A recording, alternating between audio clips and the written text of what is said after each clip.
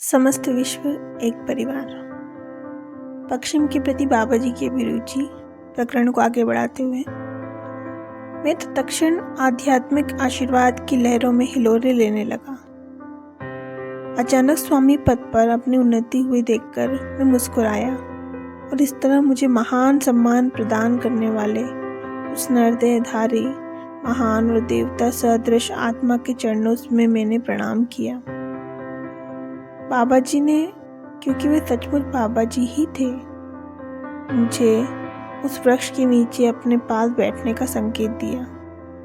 वे मजबूत कदकाठी के और युवा थे, दिखने में लाहिड़ी महाशय जैसे थे, लेकिन फिर भी समानता ने मेरे दिमाग के किसी तार को नहीं छेड़ा, जबकि मैं इन दो महागुरुओं के चेहरों में असाधारण समानता के बारे में प्रायः सुनता था। बाबा जी के पास एक ऐसी शक्ति थी जिससे वे किसी भी व्यक्ति के मन में किसी विशिष्ट विचार को आने से रोक सकते हैं। स्पष्ट है कि वे चाहते थे कि मैं उनकी उपस्थिति में पूर्णतः स्वाभाविक अवस्था में रहूं और उन्हें पहचान कर स्तंभित न हो जाऊं। कुंभ मेले के बारे में आपका क्या विचार है? मुझे बहुत निराशा हुई महाराज, मैंने कहा, किंतु तुरंत आगे कह दिया, आपका दर्शन होने तक किसी कारण से संतों में और इस कोलाहल में कोई मेल नजर नहीं आता। बेटा, गुरु ने कहा, जबकि मैं स्पष्टता उनसे दुगनी आयु का लग रहा था। अनेकों के दोष के कारण सभी को दोषी मत मानो। इस जगत में हर चीज मिश्रित रूप में है, शक्कर और रेत के मिश्रण की तरह। चींटी की भांति बुद्धिमान बनो, जो केवल शक्कर के कणों को चुन लेती है और रेत के कणों को स्पर्श किए बिना छोड़ देती है।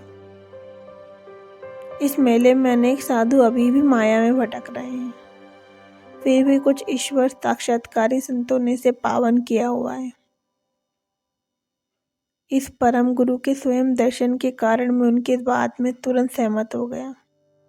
मैंने अपना विचार प्रकट किया, महाराज, मैं सुदूर अमेरिका और यूरोप में रहने वाले प्रमुख पाश्चात्य वैज्ञानिकों के बारे में सोच रहा था, जो यहाँ जमा हुए अधिकांश लोगों से कहीं अधिक बुद्धिमान हैं। वे अलग अलग धर्मों के अनुयायी हैं और इस प्रकार के मेलों के वास्तविक महत्व से अनभिज्ञ हैं। यही वे लोग हैं जिन्हें भारत के सिद्ध पुरुषों से मिलने से बहुत लाभ हो सकता है, परंतु बौद्धिक उपलब्धियां की दृष्टि से अत्यंत उन्नत होते हुए भी अनेक पाश्चात्य लोग अत्यंत भौतिकवाद में आकंठ डूबे हुए हैं। अन्य कुछ ऐसे हैं जो विज्ञान और दर्शन शास्त्र में विख्यात हैं, परंतु धर्म की मूलभूत एकता ही नहीं मानते। उनके धर्म ऐसी दुर्लभ बाधाएं बन चुके हैं जो उन्हें हम लोगों से सदा के लिए अलग कर सकते हैं। बाबा जी का मुखमंडल प्रसन्नता से चमक उठा। उन्होंने कहा, मैंने जान लिया था कि तुम्हें पूर्व और पश्चिम में समान रूप से रुचि है। समस्त मानव जाति के लिए व्याकुल होने वाले तुम्हारे अंतःकरण की व्यथा को मैंने पहचान लिया, इसलिए मैंने तुम्हें यहाँ बुलाया है। स्वामी जी, आपको पूर्व और पश्चिम के बीच भविष्य में होने वाले सौहार्दपूर्ण आदान प्रदान में एक भूमिका निभानी है। कुछ वर्षों बाद मैं आपके पास एक शिष्य भेजूंगा, जिससे आप पश्चिम में योग का ज्ञान प्रसारित करने के लिए प्रशिक्षित कर सकते हैं। वहाँ के अनेक मुमुक्षुओं के ज्ञान पिपासु स्पंदन बाढ़ की भांति मेरी ओर आते रहते हैं। मैं अमेरिका और यूरोप में संत बनने योग्य अनेक लोगों को देख रहा हूँ, जिन्हें जगाए जाने की भर देर है। अपनी कथा के बिंदु पर पहुंचते ही युक्तेश्वर जी ने अपनी पूर्ण दृष्टि मेरी ओर घुमाई। मेरे पुत्र, चांद के उज्जवल प्रकाश में मुस्कुराते हुए उन्होंने कहा, तुम ही वह शिष्य हो जिसे मेरे पास भेजने का वचन बाबा जी ने कई वर्ष पहले दिया था। यह जानकर मुझे अत्यंत हर्ष हुआ कि स्वयं बाबा जी ने मेरे कदम श्री युक्तेश्वर जी की ओर मोड़ दिए थे। फिर भी अपने प्रिय गुरु से और आश्रम की सादगी युक्त शांति से दूर पाश्चात्य जगत में अपने होने की कल्पना करना मेरे लिए कठिन था। श्री युक्तेश्वर जी ने अपनी बात जारी रखी। फिर बाबा जी श्रीमद् भागवत गीता के बारे में बोलने लगे। मेरे आश्चर्य का ठिकाना नहीं रहा जब प्रशंसा के कुछ शब्दों से उन्होंने स्पष्ट संकेत दे दिया कि उन्हें इस बात का ज्ञान था कि मैंने गीता के कुछ अध्यायों पर टीका लिखी थी।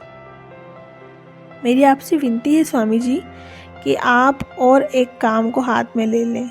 परम गुरु ने कहा, क्या आप हिंदू और ईसाई धर्म ग्रंथों में निहित एकता पर एक छोटी सी पुस्तक नहीं लिखेंगे? मनुष्यों के धार्मिक मतभेदों के कारण उनकी मूल एकता पर किसी का ध्यान नहीं जा रहा है। समानार्थी उद्धरणों को प्रस्तुत कर यह दिखा दीजिए कि ईश्वर के सभी ज्ञानी पुत्रों ने एक ही सत्य का उपदेश दिया है। मैंने झिझकते हुए कहा, महाराज, आपने यह कैसा आदेश दे दिया? क्या मैं इसे पूर्ण कर सकूंगा?